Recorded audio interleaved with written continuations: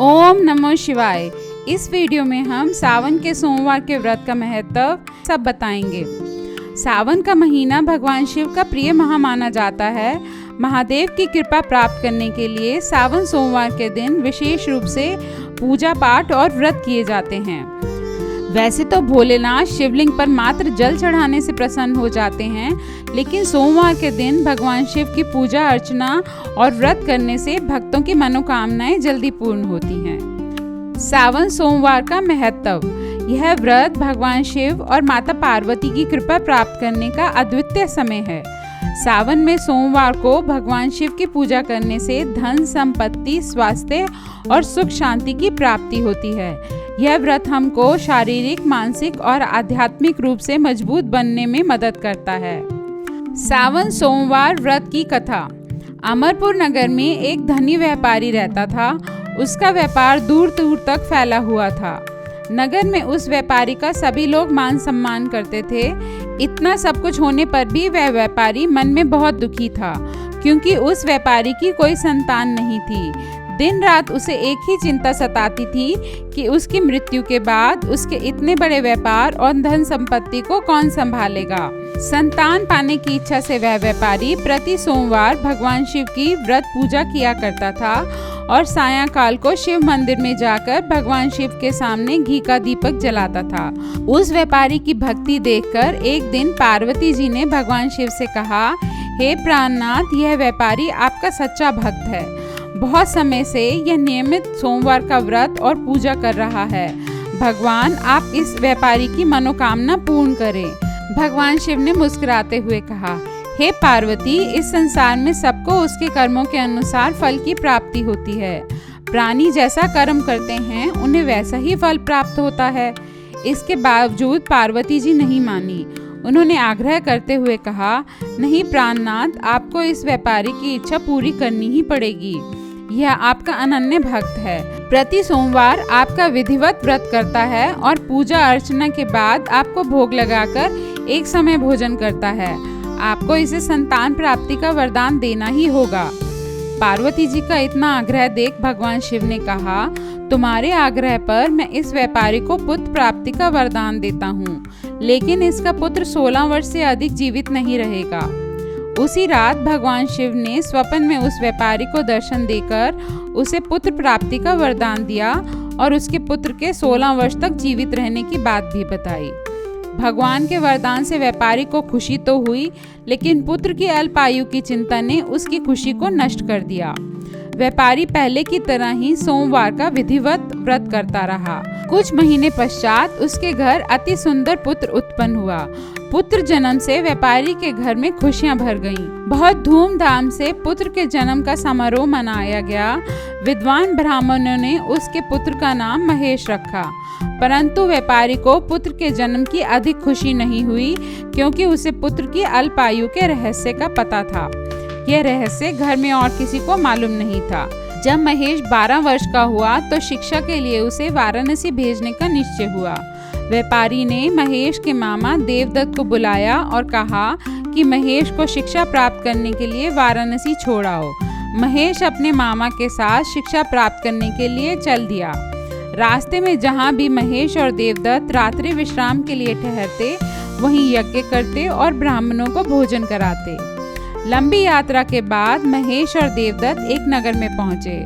उस नगर के राजा की कन्या के विवाह की खुशी में पूरे नगर को सजाया गया था। निश्चित समय पर बारात आ गई, लेकिन वर का पिता अपने बेटे के एक आंख से काने होने के कारण बहुत चिंतित था।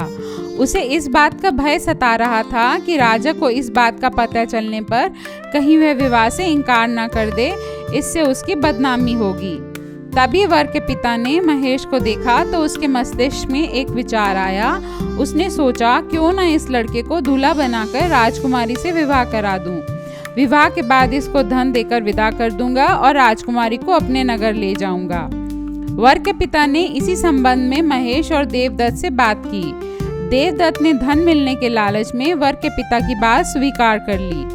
महेश को दूल्हे के वस्त्र पहनाकर राजकुमारी चंद्रिका से विवाह करा दिया गया। विवाह के पश्चात महेश जब लौट रहा था तो वह सच छिपा नहीं सका और उसने राजकुमारी की ओढ़नी पर लिख दिया, राजकुमारी चंद्रिका, तुम्हारा विवाह तो मेरे साथ ही हुआ था। मैं तो वाराणसी में शिक्षा प्राप्त करने जा रहा हूँ। अब तुम्हें जिस नवयुवक की पत्नी बनना पड़ेगा वह कान्हा है। जब राजकुमारी ने अपनी ओढ़नी पर लिखा हुआ पढ़ा तो उसने काने लड़के के साथ जाने से इनकार कर दिया। राजा ने भी सब बातें जानकर राजकुमारी को महल में रख लिया। उधर महेश अपने मामा देवदत्त के साथ वाराणसी पहुंच गया। महेश ने गुरुकुल में पढ़ना शुरू कर दिया। जब महेश की आयु 16 वर्ष पूर्ण हुई तो उसने एक यज्ञ किया। यज्ञ की समाप्ति पर ब्राह्मणों को भोजन कराया और खूब अन्न वस्त्र दान किए। रात को महेश अपने शयन कक्ष में सो गया।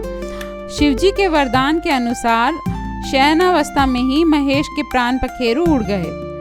सूर्य उदय होने पर महेश को मृत देख उसका मामा रोटने पीटने लगा। आसपास के लोग भी एकत्र होकर दुख प्रकट करने लगे। मामा के रोने और विलाप करने के स्वर समीप से गुजरते हुए भगवान शिव और माता पार्वती ने भी सुने। पार्वती जी ने भगवान शिव से कहा, प्राणनाथ, मुझसे इसके रोने के स्वर सहन नहीं हो रहे, आप इस व्यक्ति के कष्ट अवश्य दूर करें। भगवान शिव ने पार्वती जी के साथ अदृश्य रूप में समीप जाकर महेश को देखा तो पार्वती जी से बोले, पार्वती, यह तो उसी व्यापारी का पुत्र है। मैंने इसे 16 वर्ष की आयु का वरदान दिया था, इसकी आयु तो पूर्ण हो गई है। पार्वती जी ने फिर भगवान शिव से निवेदन किया, हे प्राणनाथ, आप इस लड़के को जीवित करें, नहीं तो इसके माता पिता पुत्र की मृत्यु के कारण रो रो कर अपने प्राणों का त्याग कर देंगे। इस लड़के का पिता तो आपका परम भक्त है, वर्षों से सोमवार का व्रत करते हुए आपको भोग लगा रहा है। पार्वती जी के बहुत आग्रह करने पर भगवान शिव ने महेश को जीवित होने का वरदान दिया और कुछ ही पलों में वह जीवित होकर उठ बैठा। शिक्षा समाप्त करके महेश अपने मामा के साथ अपने नगर की ओर चल दिया। दोनों चलते हुए उसी नगर में पहुंचे जहां महेश का विवाह हुआ था। उस नगर में भी महेश ने यज्ञ का आयोजन किया। वहां से गुजरते हुए राजा ने यज्ञ का आयोजन देखा। राजा ने महेश को तुरंत पहचान लिया। यज्ञ समाप्त होने पर राजा महेश और उसके मामा को महल में ले गया और कुछ दिन उन्हें महल में रखकर बहुत सा धन वस्त्र देकर राजकुमारी के साथ विदा किया। रास्ते में सुरक्षा के लिए राजा ने बहुत से सैनिकों को भी साथ भेजा। देवदत्त ने नगर के समीप पहुंचते ही एक दूत को भेजकर अपने आगमन की सूचना भिजवाई। अपने बेटे महेश के जीवित वापस लौटने की सूचना से व्यापारी बहुत प्रसन्न हुआ। व्यापारी ने अपनी पत्नी के साथ स्वयं को एक कमरे में बंद कर रखा था। भूखे प्यासे व्यापारी और उसकी पत्नी बेटे की प्रतीक्षा कर रहे थे। उन्होंने प्रतिज्ञा कर रखी थी कि यदि उन्हें अपने बेटे की मृत्यु का समाचार मिला तो दोनों अपने प्राण त्याग देंगे। व्यापारी अपनी पत्नी और मित्रों के साथ नगर के द्वार पर पहुंचा। अपने बेटे के विवाह का समाचार सुनकर पुत्रवधू राजकुमारी चंद्रिका को देखकर उसकी खुशी का ठिकाना नहीं रहा। उसी रात भगवान शिव ने व्यापारी के स्वप्न में आकर कहा, हे श्रेष्ठ, मैंने तेरे सोमवार के व्रत करने और व्रत कथा सुनने से प्रसन्न होकर तेरे पुत्र को लंबी आयु प्रदान की है। सोमवार का व्रत करने से व्यापारी के घर में खुशियां लौट आईं। शास्त्रों में लिखा है कि जो स्त्री पुरुष सावन के सोमवार का विधिवत व्रत करते हैं और व्रत कथा सुनते हैं, उनकी सभी इच्छाएं पूर्ण होती हैं। ओम नमो शिवाय।